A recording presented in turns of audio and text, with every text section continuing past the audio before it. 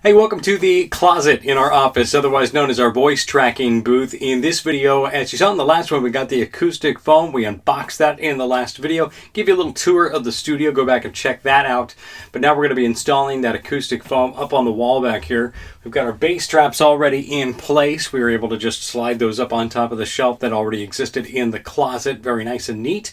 We're going to be using some T-pins to install the foam panels on the wall.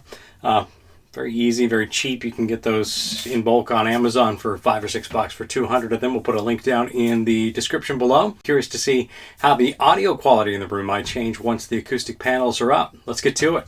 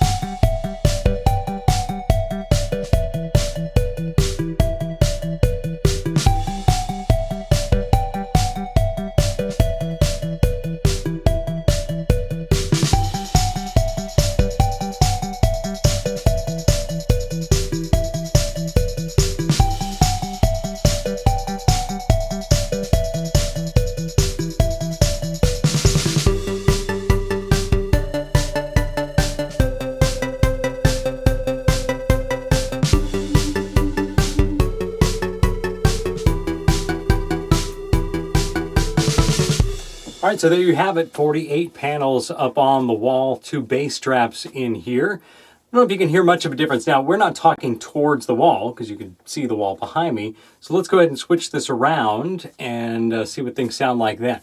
So you can hear quite a difference in the sound of the room. I think if you go back and listen to the beginning of this video and then the end part, you're going to hear quite a bit of a difference. It's, I think, enough for most of what we're going to be doing. Now, on the shelf behind me, you'll notice that we have books and things. We have a bunch of blankets, pillows, things like that we're going to put up there to absorb some sound. I'm going to do something on the ceiling as well, get some fabric that'll go up there, add a little bit of diffuse light in here and also absorb some of the sound.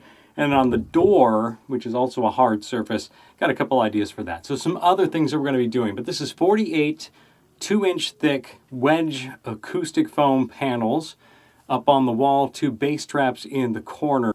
I will say the one thing I definitely learned, those T-pins, be prepared to put some ice on your thumb because they can cause quite a lot of damage. You get some bruised thumbs from putting those things in the wall. Use some needle nose pliers, some hammers to kind of tap them in occasionally to save your thumbs some of the trouble, but they are very effective. And it's nice because I had to kind of rearrange some of the panels sometimes, so to be able to just pull those things out, switch the panels, put them right back in is very nice. Hope you enjoyed this video. Hope it was educational, informative to you. If you liked what you saw, consider giving us a subscribe. Definitely give us a thumbs up and leave a comment down below. Let us know what you thought, and we'll see you in the next one.